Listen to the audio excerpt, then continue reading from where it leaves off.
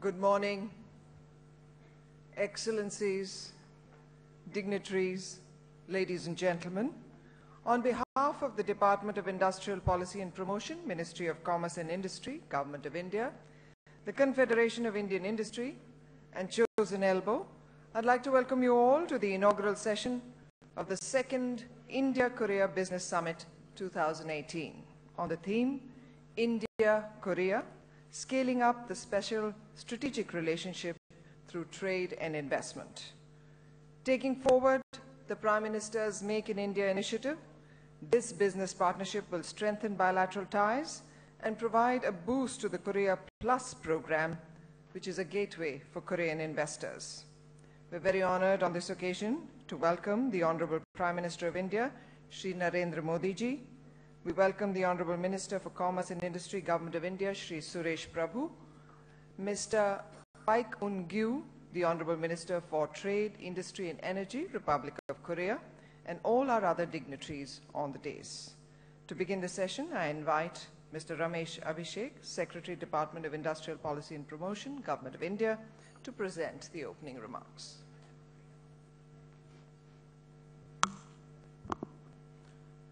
Very good morning, Honorable Prime Minister, Shri Narendra Modi, Honorable Industry and Commerce and Industry Minister, Shri Suresh Prabhu, Honorable Mr. Paik Un-gyu, Minister of Trade, Industry and Energy, Republic of Korea, Mr. Bang Sang-hoon, President and CEO, Chosen Elbow, Mr. Young Man Park, Chairman, Korea Chamber of Commerce and Industry, Mr. Yong Gil Song, President, India-Korea Friendship Association of National Assembly of Korea, Ms. Shobhana Kamineni, President, Confederation of Indian Industry, Mr. Chandrajit Banerjee, Director General CII, ladies and gentlemen.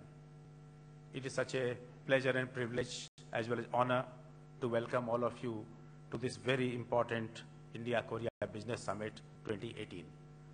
The last summit was held in 2016 and it was a big success, and this time the scale is much, much larger. In the last few years, especially since the first summit was held, we have seen growing interest of Korean business in India. We have seen some major investments happening, and you are aware that major ease of doing business work is being done in India, reflected in our rankings in World Bank Doing Business report. Major reforms like GST have been implemented in India. They are absolutely game-changing, transformative reforms. So with such vision of our leaders and commitment of the business leaders to take advantage of all the opportunities, this is an excellent setting for the second India-Korea Business Summit.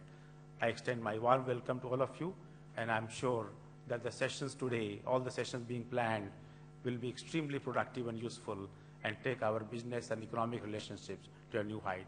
Thank you.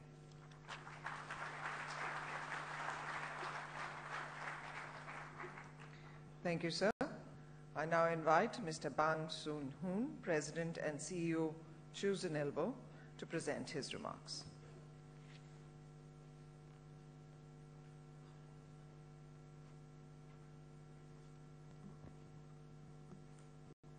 Namaskar.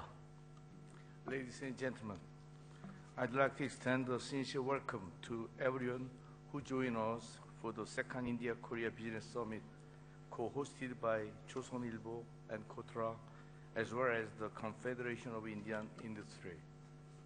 It is my great honor to welcome such distinguished guests today. First of all, I'd like to express my heartfelt gratitude to Prime Minister Narendra Modi. Thank you very much. And I would like to thank Minister Suresh Prabhu from the Ministry of Commerce and Industry. And I also appreciate all of the Indian business leaders, including Ms. Shobhana Kamineni, the President of CII. And I also thank Mr. Song Yong-gil, President of Korea-India Parliamentarian Friendship Group, Minister Paik Un-gyu from the Ministry of Trade, Industry and Energy, and the parliamentarian Min Hong-chul, Im Jong-sung, Jung Tae-ok from the National Assembly. Furthermore, I'd like to extend my appreciation to Korean business leaders, including Park Yong-man, Chairman of the Korea Chamber of Commerce and Industry, Choi Tae-won, Chairman of SK Holdings, Jung Ri-sun, Vice Chairman of Hyundai Motors, Son Kyung-sik, Chairman of CJ, Jo Yang-ho, Chairman of Korean Air, Jo Hyun-jun, Chairman of Hyosung Corporation, Kwon Ho-jun, CEO of POSCO, Yoon Boo-gun, Vice Chairman of Samsung Electronics, Park Jin-soo, Vice Chairman of LG Chem, Ho Tae-soo, Vice Chairman of GS Home Shopping, Kim Chang-bom, Vice Chairman of Hanwha Chemical Corporation, Kim Seok-jun, Chairman of Ssangyong E&C, Byun Dae-gyu, Chairman of Naver, Kim Taek-jin, CEO of NC Soft Corporation, Kim Byung-won, Chairman of NACF, Ham Young-ju, President of KEB Hana Bank, Choi Hyun-man, Executive Vice Chairman of Mirae Asset Deo Corporation. Today, at this meaningful event, I'd like to talk about not so well-known stories between our two nations, which illuminates our precious ties. During the Korean War, India dispatched 6,800 soldiers, including medical units, which treated 200,000 Korean soldiers. Joseon Daily newspaper reported this in 1953. One of the dispatched soldiers, Lieutenant Colonel Yuni Nayar, was killed in action near Daegu City in 1951. His wife was pregnant at the time. She gave birth to a daughter after her husband's death.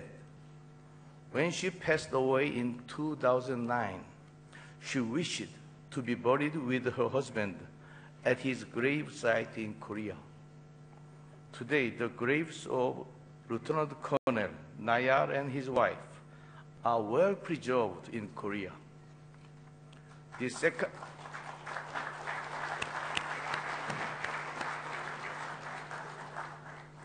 second India-Korea Business Summit is aimed to strengthen ties between Korea and India from relationship united by blood to relationship united by economic prosperity. Once again, I'd like to thank Prime Minister Modi. I would also like to extend my deep appreciation to all the attendees from both countries. India and Korea, Sabka Saath, Sabka Vikas.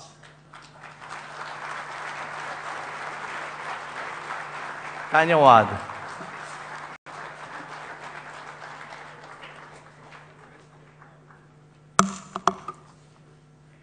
Thank you, sir. I'd now like to invite Mr. Park Yong-man, Chairman, Korea Chamber of Commerce and Industry, to please address the gathering.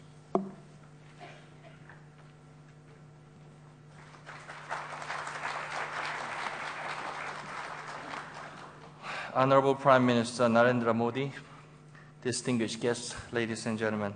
First, I want to congratulate the India-Korea Business Summit for the successful convening of its second meeting. It has been 2 years since my last visit to India, and I can feel that the Indian economy is indeed on a very solid track, with an impressive growth outlook as the fastest growing economy among the G20 countries now. I'm also encouraged by the positive mood that is fostering enhanced business cooperation between our two nations.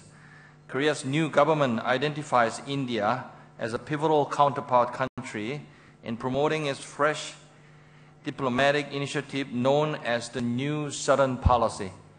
And more Korean companies look forward to doing business with their Indian counterparts.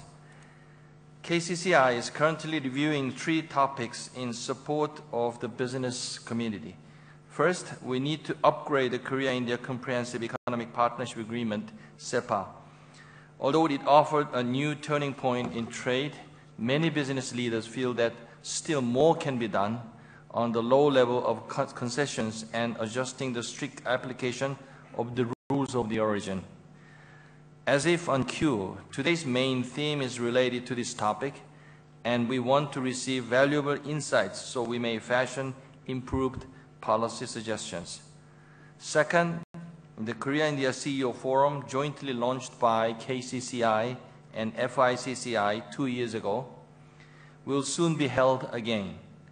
In preparing for the second forum, we will consider issues of high relevance, such as technology startups and the fourth industrial revolution. Third, we are looking into weaving together the fragmented network of Korea business in India.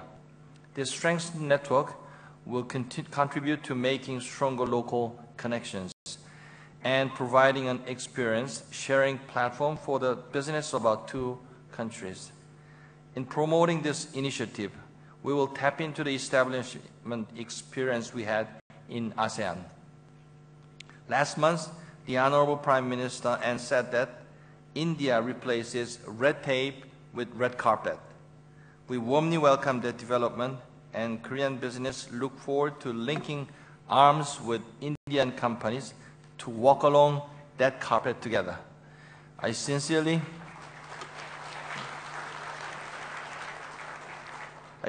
hope that our closer bilateral cooperation will lead to a shared and durable prosperity for our two nations. Thank you for your kind attention. Thank you.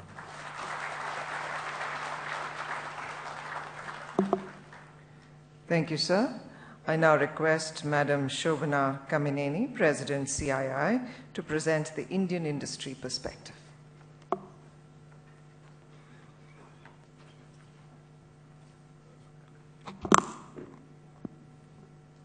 Honorable Prime Minister, distinguished ministers, excellencies, my colleagues from industry, both from Korea and India, very good morning to all of you. It's indeed a very special honor that the Prime Minister Modi joins us at the India Business Summit this morning. Due to his vision and deft economic management, India today stands at an enviable position in the economic journey. The landmark reforms introduced have opened up new possibilities for the world in one of the largest and fastest growing economies. We compliment you, sir, on unleashing the potential of Indian industry. I welcome you to this deliberation. My welcome to the Korean and Indian trade ministers and my colleagues from Korea and the Indian industry. CII is indeed delighted to be partnering with the Department of Industrial Policy and Promotion, the Government of India, Invest India, Kotra, and Chosun Aibo to organize this summit. The presence of this premier Korean delegation indicates a strong interest that Korean businesses have in India. And this is an interest that we picked up on last year when a CII team and when we went to Korea and met a cross-section of Korean businesses. I welcome you back to our country. Korea's business presence in India has been expanding. While bilateral investments are robust, the trade was close to 17 billion in 2016-17. Korean companies are leading brands in India with a $4.5 billion of investment. And Indian FDI in Korea is touching 3 billion.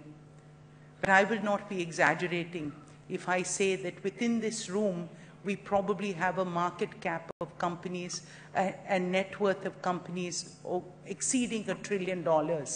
And this trillion has the potential as India's journey from a $2.4 trillion economy to a $5 trillion economy by 2025.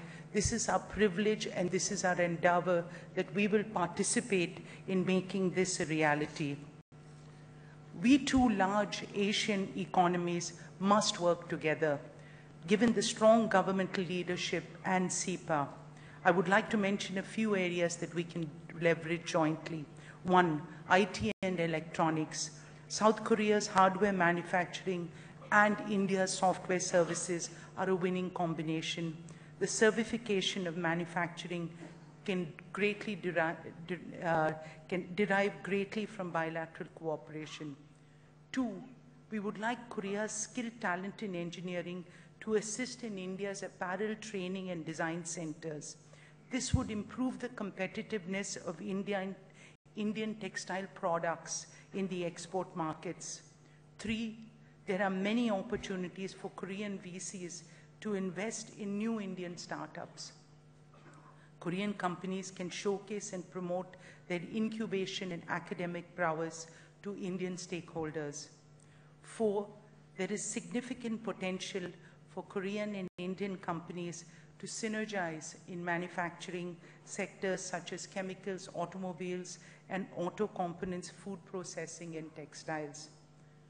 We are inspired by the guidance of the Honorable Prime Minister, and we're honored by his personal interest in the India-Korea economic relations. Thank you all very much.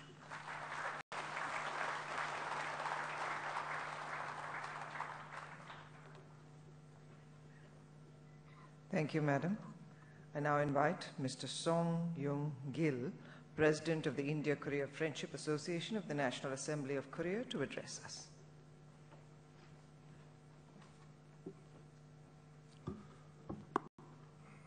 Good morning, Honorable Modi Prime Minister, distinguished guests from home and abroad. My name is Song Yung-gil. I am currently serving as Chairman of the Presidential Committee on Northern Economic Cooperation, as well as the President of Korea-India Parliamentary Friendship Group, and Vice President Min Hong-cheol, Im Jong-seok, Jung Tae-ok. It is a great honor for me to take part in the second Korean-India Business Summit along with the 900 distinguished guests.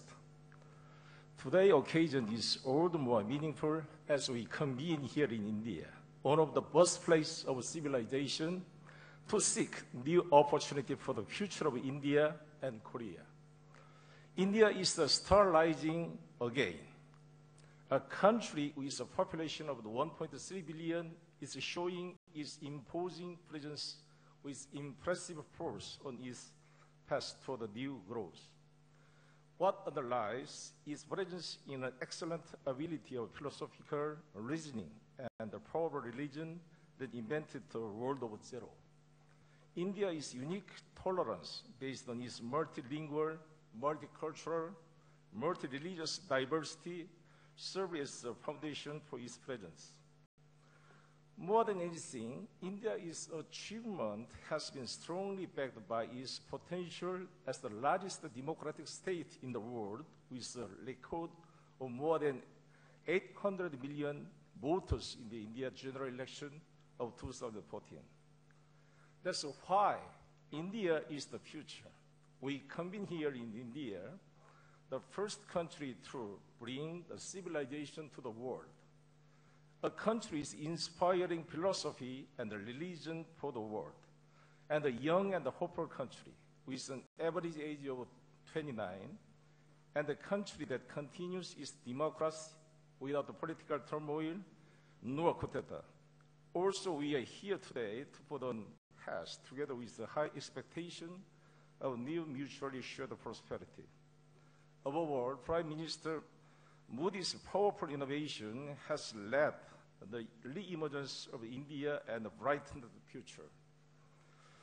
Modinomics attached its wings to India to grow further with a policy on expanding infrastructure through the foreign investment and the manufacturing development with a goal of increasing the ratio of manufacture to the 25% of India industrial output by 2022. Also make India policy that results in job creation. Also, I'm very glad to see the India Act East policy has a lot in common with the new Southern policy implemented by President Moon Jae-in administration in the Republic of Korea. It's based on the 3 Ps, the people, peace, and the prosperity. Since in the inauguration of in May 2017, the Moon administration has created a new economic map and promoted new Southern policy and a new Northern policy. India is the heart of the new Southern policy. I support the Moon administration effort to diversity diplomatic relations actively as a chairman of the Presidential Committee on Northern Economic Cooperation. Since Prime Minister Modi said in the previous Korea-India summit that Korea Plus had been established as an organization to give a helping hand to Korean companies investing in India. The collaborative spirit has intensified between two parties. Mahindra Group of India took over the Sangyong Motor Korea in 2011, while CJ Korea Express acquired the top Indian logistics company, Dassel Logistics, and merged it into the CJ Dassel last year. As such, the collaboration between companies in the two countries has been accelerated. I truly hope that India and Korea become a special partner in unexpectedly changing environment by trying to connect and integrate and sharing the fruits of the emergence. Befitting their reputation as IT powerhouse, as let us integrate our strengths, Korea hardware, India software, create new opportunity we couldn't have imagined previously in pursuit of remarkable growth. Incheon is the gateway city Korean Peninsula. During my tenure as a mayor of Incheon City, I attended the 21st First Century Global Green City Symposium by a telepresence technology that connect the Bangalore and New York and Incheon, San Francisco. Together we have discussed on the matter of the sustainable growth plan for metropolitan city. Also, Indian scholar and the president of Cisco, Smart Connect Countries, Anil Menon, I initiated the project to build a new smart city. In the era of the post-industrial revolution, new values are being created from interconnectivity, the share of information, and the multinational cooperation. As a powerhouse of IT, Korea and India accumulated knowledge and experience will be the valuable asset to benefit both nations. If we amend the India-Korea Comprehensive Economic Partnership Agreement, CEPA, is the advanced mutually beneficial relation, and a step further, we can achieve even more progress. Overcoming the harsh time, Korean Peninsula Moon Jae-in has delivered a consistent message that Korea will make the Pyeongchang 2018 Olympic Winter Games a peaceful event and contribute to world peace beyond the Northeast Asia through dialogue between the two countries. I participated last days through the closing ceremony Winter Olympic Games Pyeongchang. Let me quote the sentence from the IOC chairman, Thomas Bach. I am very impressed. He said, "You have shown how sports bring people together in our fragile world. You have shown how sports build a bridge." We are very impressed. We are North Korea delegation and athletes participate closing ceremony, open ceremony, and the joint march is very impressive event to we can reconciliate of the two countries. This is why Mahatma Gandhi's quote, "Non-violence is the greatest force at the disposal of mankind," still resonates today. In the same way, it inspired everyone beyond the borders of India with his message on non-violence in peace. As the Prime Minister Modi wrote a heartfelt congratulatory message in Korea after Moon's election as president, I believe special strategic partnership will be enhanced once we can work with the partners not only for economic cooperation but also for world peace. In coming June and July, President Moon Jae-in is planning to visit India.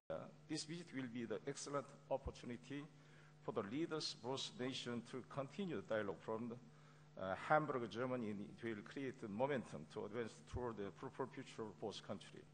I truly hope today's event will provide a venue for active discussion where businessmen and the civil servant in charge of from both states and collect our wish and join forces together to create a new vision. I would like to express gratitude to 조선일보 방송은 such kind of wonderful occasions to facilitate and enhance partnership between two countries. Thank you.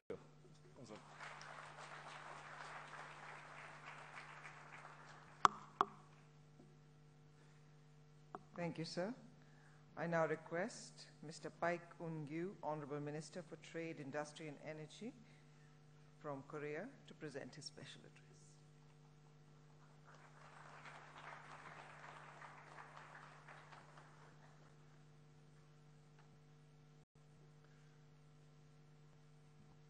Namaste. Good morning, Your Excellency Prime Minister Narendra Modi, Your Excellency Minister of Commerce and Industry Suresh Prabhu, Bang Sang-hoon, President of Joseon Ilbo, and the distinguished entrepreneurs from both our countries. On behalf of the Korean government, it is my great honor and privilege to attend the second Korea-India Business Summit. I find today's event very timely, and it is being held when Korea has proclaimed its new Southern policy and India is pushing forward with its Act East initiative. In particular, we have Korean National Assembly members with us today, including Song Young-gil, chairperson of the Korean-Indian Friendship Association. We will be able to identify greater opportunities for bilateral cooperation beyond the economy spheres. Distinguished guests, since establishing diplomatic ties in 1973, Korea and India have developed a remarkable economic partnership over the last 45 years. At the beginning, bilateral trade volume stood at the mere $15 million. It has now grown to reach some $20 billion as of 2017, making Korea the 11th biggest country for investment in India. As this achievement was made possible thanks to your hard work and dedication.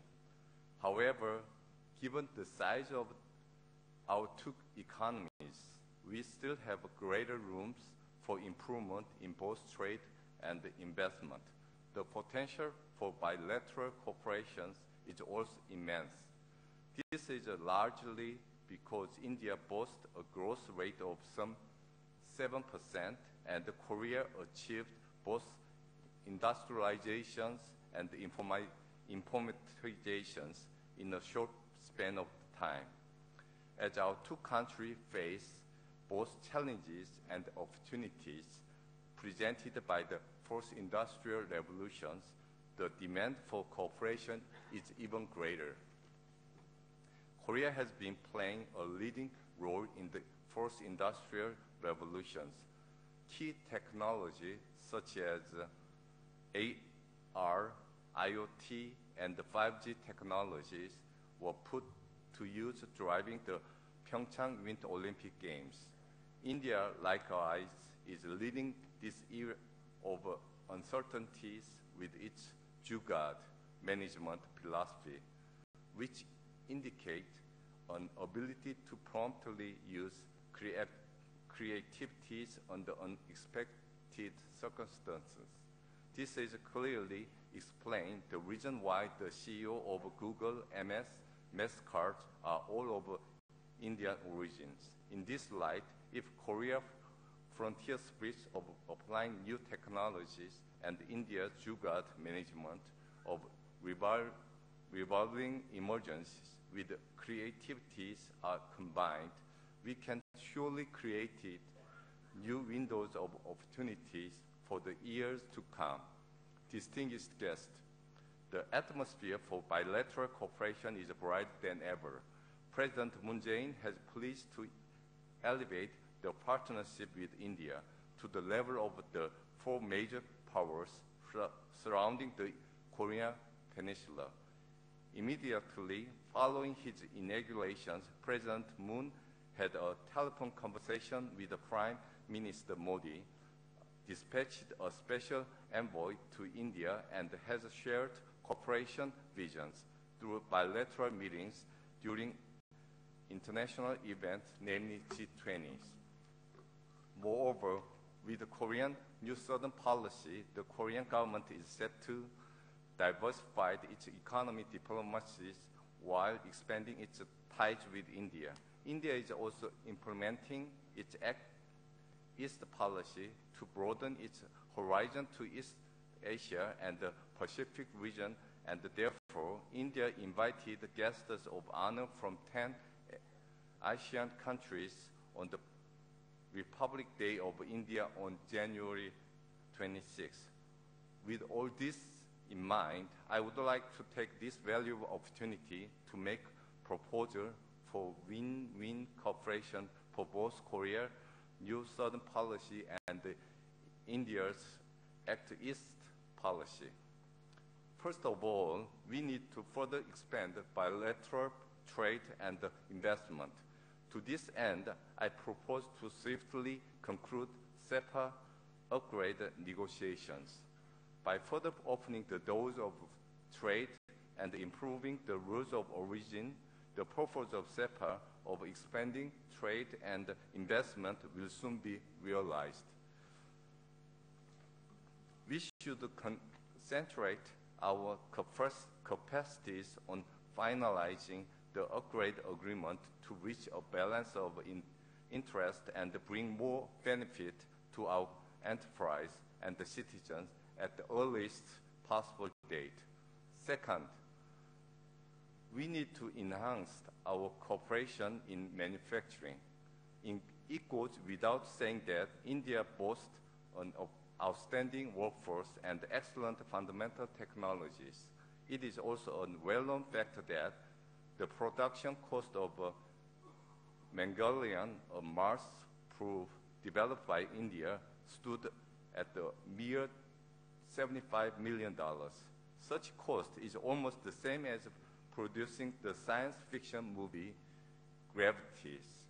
Meanwhile, Korea has garnered top-notch technologies and mass production capacity in the industry sectors ranging from shipbuilding, automobiles, steelmaking to electronics. Based on our competitiveness, our two countries have already been closely cooperating in era of electronics and automobiles. Both governments will seemingly strive to enlarge cooperation in the manufacturing sectors. This will be surely achieved by enhancing one-step service for investment, corporations, and the various regulatory reforms. Thirdly, we need to strengthen bilateral cooperations in infrastructure, the backbone of economic growth. In this area, a number of cooperative projects are under discussion. Cases in point are smart cities, power infrastructures, energy-independent island, and highways. Unfortunately, these projects face some financial issues. One of the ways of addressing these issues is to leverage the financial package worth $10 billion agreed upon at the Korea-India Finance Ministers meeting last year. Cooperation in the infrastructure sectors will not only provide the formation for fostering India's manufacturing industry, but also provide solutions to its environmental problems. I can assure you that Korea will be reliable partners to India with its leading technology and ample experience in infrastructure, construction, and plant building. Lastly, we need to jointly respond to the fourth industrial revolutions. As mentioned above, Korea, India, and other major countries are facing challenges and opportunities presented by the fourth industrial revolutions.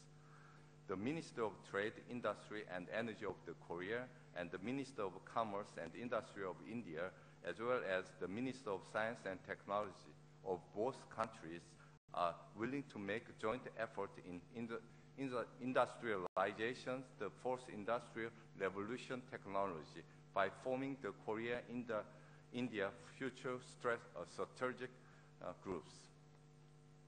Again, against this drop, I sincerely ask you to direct your attention toward the activities of the Korea-India future strategic groups and make greater use of them.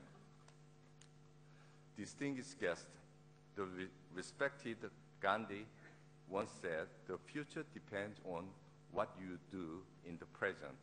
I'm positive that if our two countries share mid to long-term visions and further cooperate based on our competitiveness, we will soon bring the future of our dream into realities. I sincerely hope that you will take the lead in facilitating bilateral cooperation to deliver benefits. I wish all the best and much success to all of you. Thank you.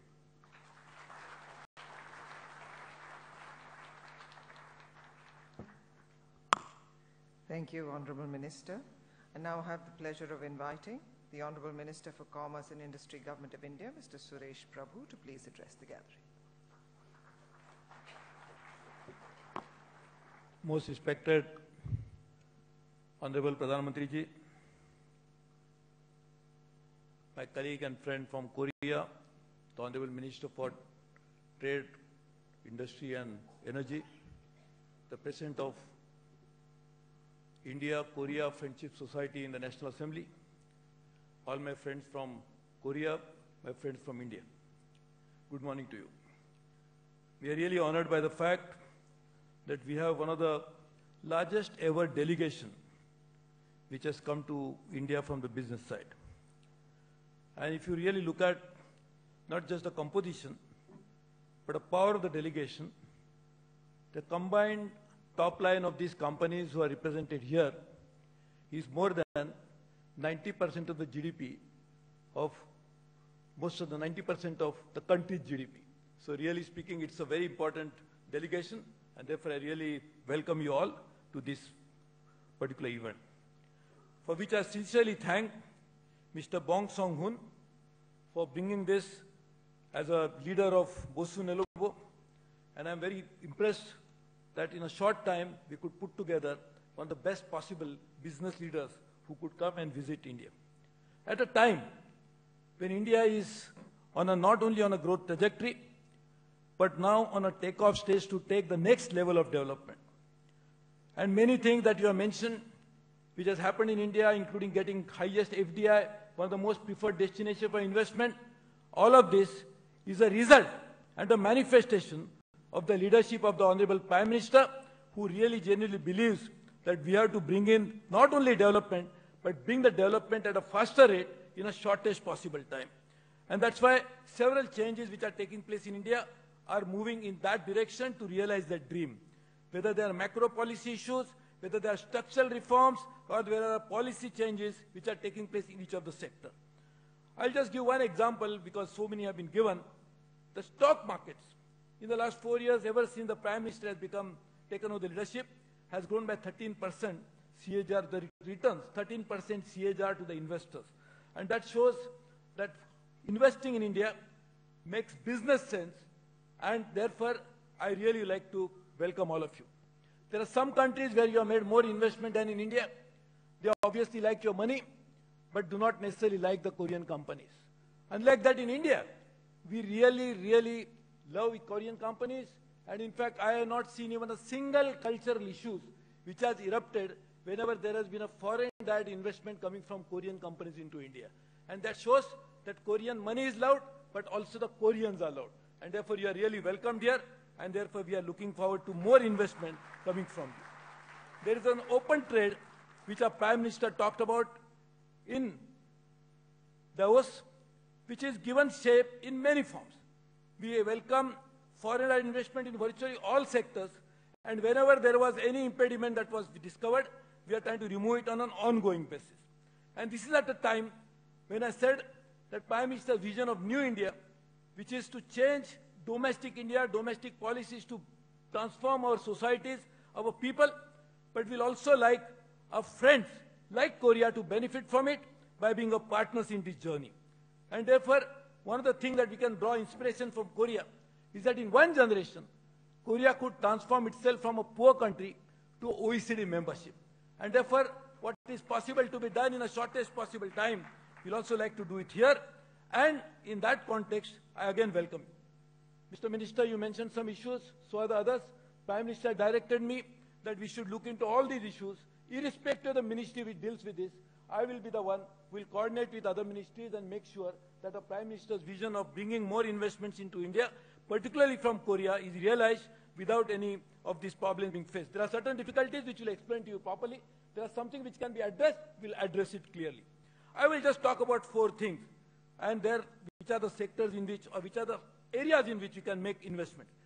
We have very clearly studied the import-export profile of Korea, and I will discuss it when we have a business delegation, but I'll just mention very broadly 4 areas. One, what can be done from India into Korea?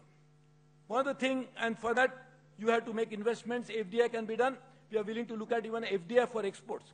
One is the marine and food products. As you know, the agriculture products in India, 300 million tons of horticulture, 275 million tons of agriculture. Part of it can really be exported.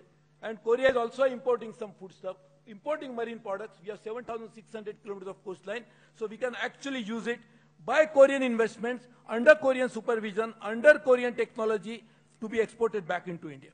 Chemicals, another area in which Korea imports, and India is a very large home for chemicals. In fact, Gujarat is one of the great providers of chemical industries based in India. Garments and leather, again, job producing here, but Korea imports it. We can come out with designed products for you, and so is pharma and environment technologies, the new frontiers of change which will come into that. There are possibilities in which Korea can invest in India for third country applications, and that is research and development of Korean development, but also India's space technology, which has a huge potential, can be scaled up for other markets. The global value chain, and we can also create for this coastal zones using the import and export capabilities to do that. Startup, India startups, 20,000 of them, we need to scale them up. Korean companies can help these startups to scale up for global markets. Third, inbound investments into Korea. And there I think logistic, and I can offer you one suggestion, that we can give a special area demarcated for Korean companies in which everything will be Korean, and therefore under the Delhi-Mumbai Industrial Corridor, some area can be identified only for Korean companies to invest. And the last one is the future industries, which all of you have mentioned about, fourth revolution and others, but future industries will be driving the growth of the world. And therefore, why we need to invest into existing industries, modernize them, making investments into future industries will be very critical, and there I think we can do it collaboratively, using India's strength, leveraging its knowledge with Korean competence. So let's look at all these possibilities during the course of next one day. We are looking forward to meeting you again during the day, as well as in the evening, when we'll have a quiet discussion over the dinner. Thank you very much.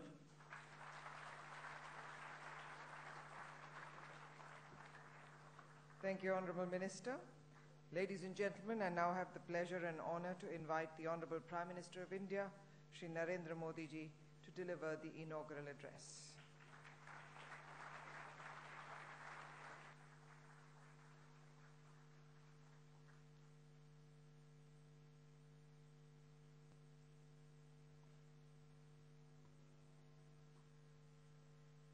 Minister of Trade and Industry and Energy of the Republic of Korea,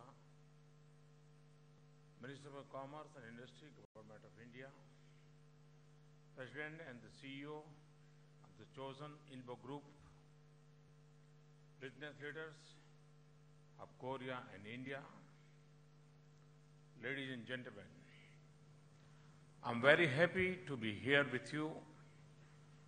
Such a large gathering of Korean companies in India is actually a global story.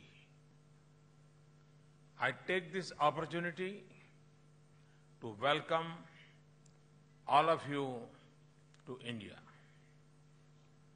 The relationship between India and Korea dates back centuries. It is believed that an Indian princess travel to Korea and become a queen in Korea. We are also bound by our Buddhist traditions. Our Nobel laureates, Rabindranath Tagore, composed a poem, Lamp of the East, in 1929 about Korea's glorious past and its bright future. Bollywood films are also very popular in Korea. And at the Pro Kabaddi League in India, a few months ago, some of the loudest cheers were reserved for a Korean Kabaddi player.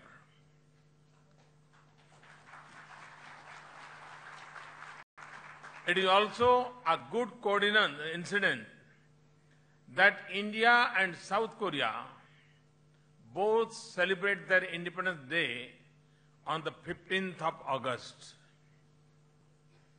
From princess to poetry and from Buddha to Bollywood, we have so much in common. As I mentioned earlier, I've always been fascinated by Korea. I visited Korea when I was Chief Minister of Gujarat. I used to wonder how a country of the size of Gujarat can make such economic progress. I admire the spirit of enterprise of the Korean people. I admire the way in which they have created and sustained their global brands. From IT and electronics to automobile and steel, Korea has given exemplary products to the world. Korean companies are appreciated for their innovation and strong manufacturing capability. Friends, it is heartening to note that our bilateral trade crossed $20 billion last year for the first time in 6 years. My visit in 2015 led to a positive focus on India. Your open market policies have found resonance with India's economic liberalization and Look East policy. Over 500 Korean companies are operating in India too. In fact, many of your products are a household name in India. However, the South Korea ranks only 16th in FDI equity inflow in India. India offers a lot of potential for the Korean investors with its huge market and enabling policy environment. Since many of you are already present in India, you already know the ground realities. Also, through your interaction with Indian CEOs, you must have already discovered the direction in which India is going. However, let me take a few more minutes. I would like to use this occasion to personally invite to India those who are not yet present here. If you see around the globe, there are very few countries where you have three important factors of economy together. They are democracy, demography, and demand. In India, we have all three together. The democracy, I mean the system based on liberal values, which ensures free and fair play towards one and all. By demography, I mean a vast and talented pool of young and energetic workforce. By demand, I mean a big and growing market for goods and services. A rising middle class is creating further growth in the domestic market. We have worked towards creating a stable business environment, ensuring the rule of law and removing arbitration in decision making. We seek positively in day-to-day transactions. We are widening the areas of trust rather than digging into doubts. This represents a complete change of the government's mindset, a shift from issuing authority to business partner to achieve minimum government, maximum governance.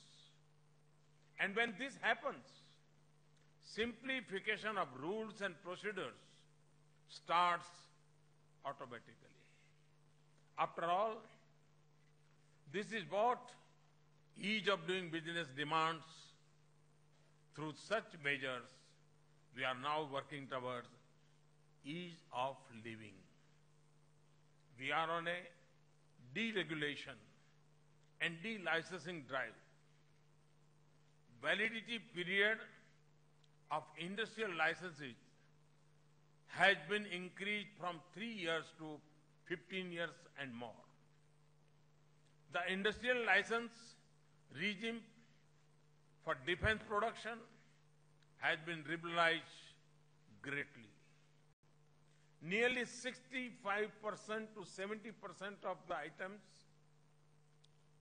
previously under licensing can now be produced without a license. We have said that factory inspection will only be need-based and only on authorization of the higher authority. In FDI, we are one of the most open countries now. Most of the sectors of our economy are open for FDI. More than 90% approvals have been put on automatic route. There is practically no requirement of government approval for investments in manufacturing sector except for defense sector. Incorporating a company along with allotment of statutory numbers is now just a one-day affair. We have carried out thousands of reforms on the business, investment, governance, and cross-border trading front. Some of them, like GST, are historic. Many of you might already be experiencing the ease in operations due to GST. We have earlier abolished more than 1,400 old laws and acts which were only complicating governance. Such measures have propelled our economy into a high growth trajectory. FDI inflows have grown the most in the last 3 years.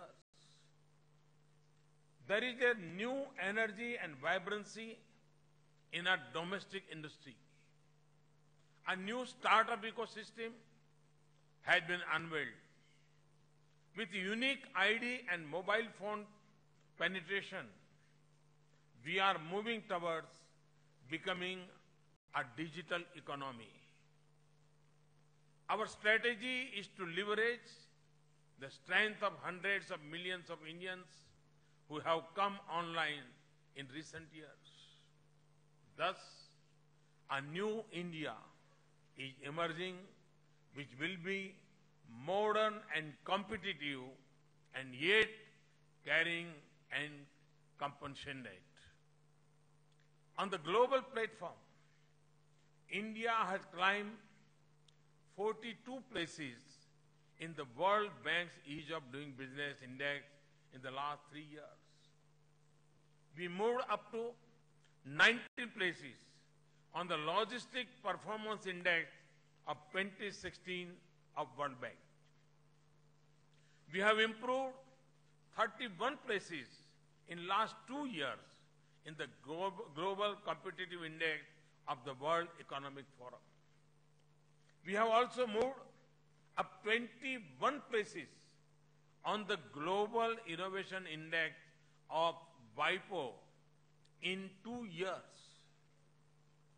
We are among the top 10 FDI destinations listed by UNCTAD. Ours is a globally cost-competitive manufacturing ecosystem. We have a vast pool of skilled professionals with knowledge and energy. Now we have a world-class engineering education base and strong R&D facilities. In the last 2 years, we have moved towards a low-tax regime on corporate side, where we have lowered the tax from 30% to 25% for new investment and smaller ventures. We are also working with the mission of transforming India from an old civilization into a modern society, an informal economy to a formal economy. You can imagine the range and span of our work. We are already the third largest economy by purchasing power. Very soon, we will become the world's fifth largest economy by nominal GDP. We are also the fastest growing major economy of the world today. We are also a country with one of the largest startup ecosystems. Our vision is to create a globally competitive industry and service base equipped with skill, speed, and scale. Therefore, we are continuously working to improve our investment climate.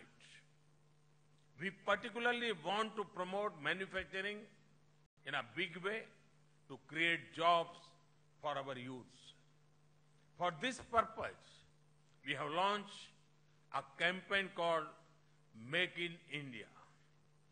This includes bringing our industrial infrastructure policies and practices to best global standards and to convert India into a global manufacturing hub.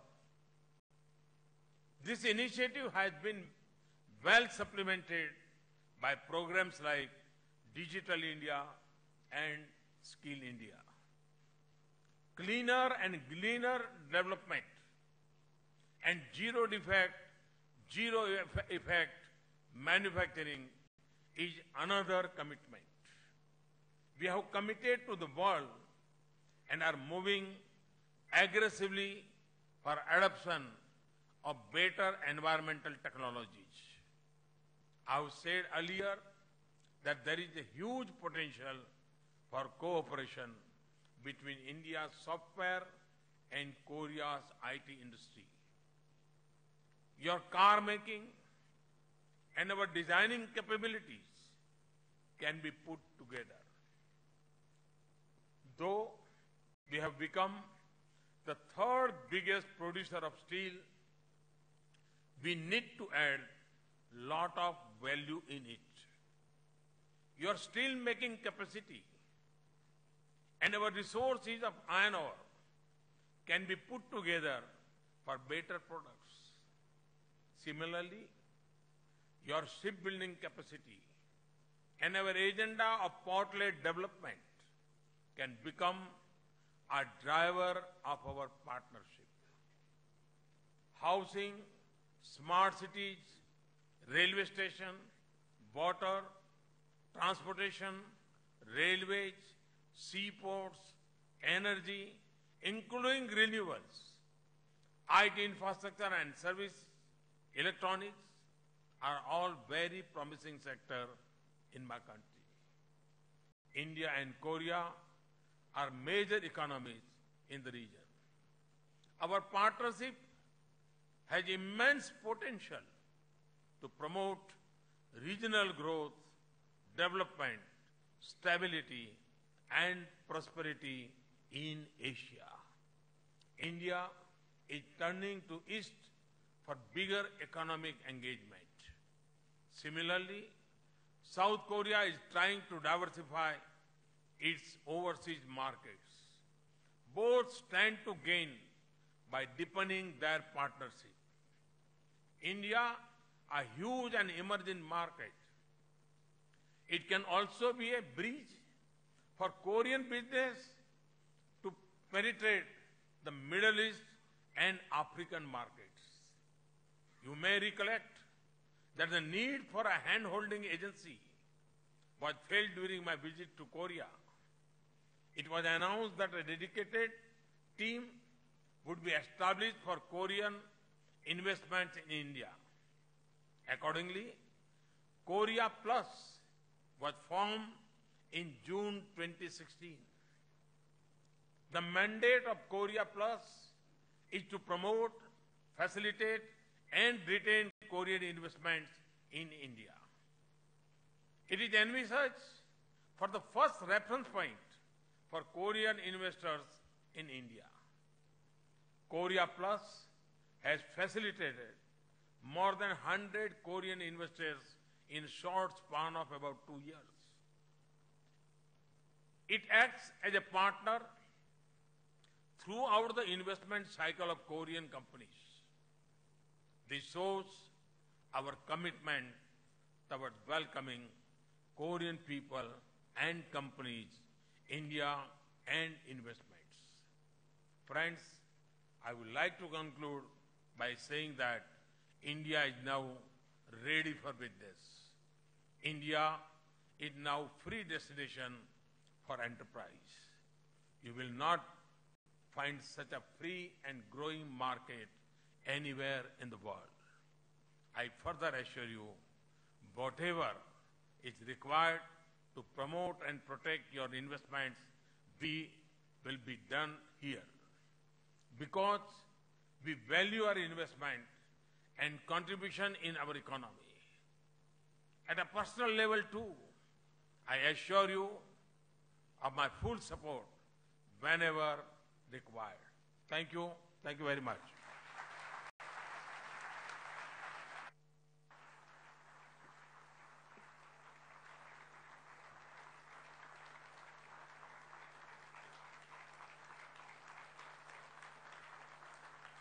Thank you, Honorable Prime Minister. I now request Mr. Chandrajit Banerjee to propose a vote of thanks.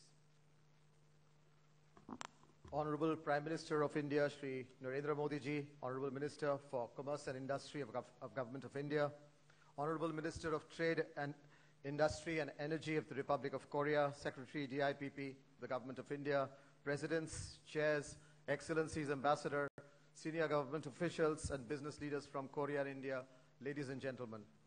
Honorable Prime Minister, we are most honored that you have graciously been present over here and inaugurated this India-Korea Business Summit 2018.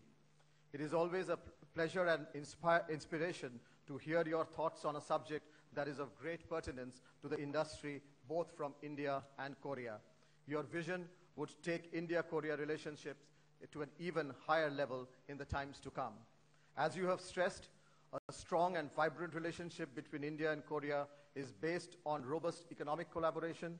Vibrant B2B and people-to-people interactions have become a hallmark of the bilateral relationships and further being enhanced under your visionary leadership.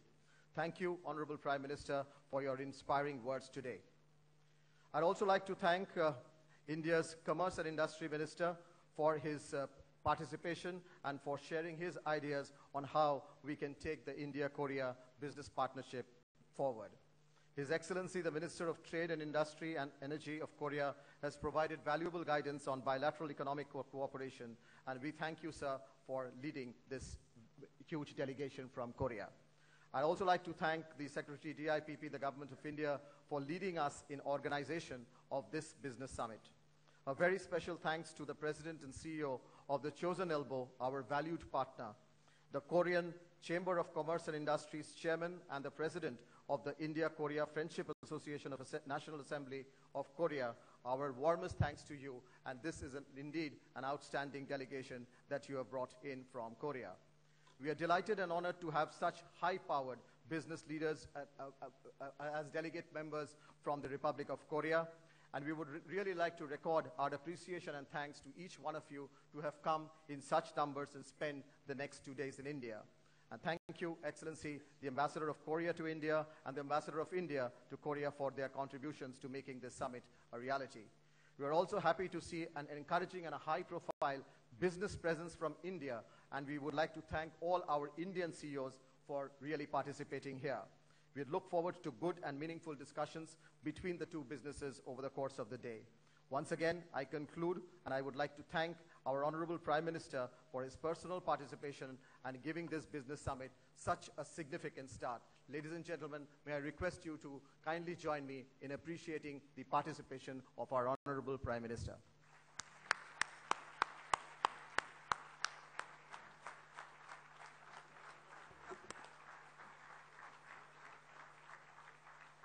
Ladies and gentlemen, with that we come to the end of this inaugural session. May I request all of you to please remain in your places while our dignitaries leave the dais.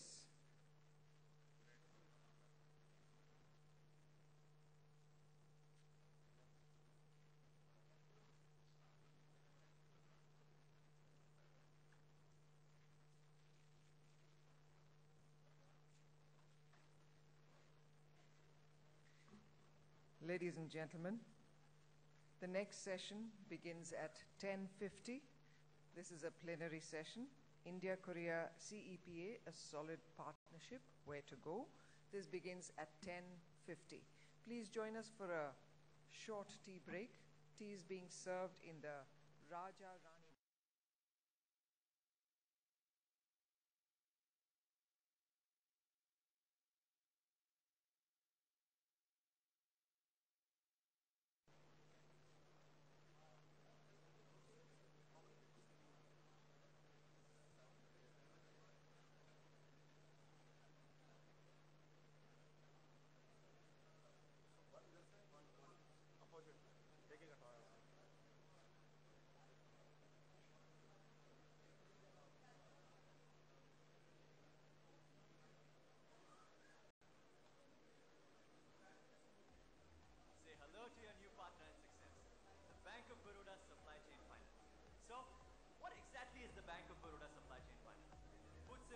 Ladies and gentlemen, I'd like to apologize. We have cancelled the tea break and would like to request all of you to please return to your seats for the next session.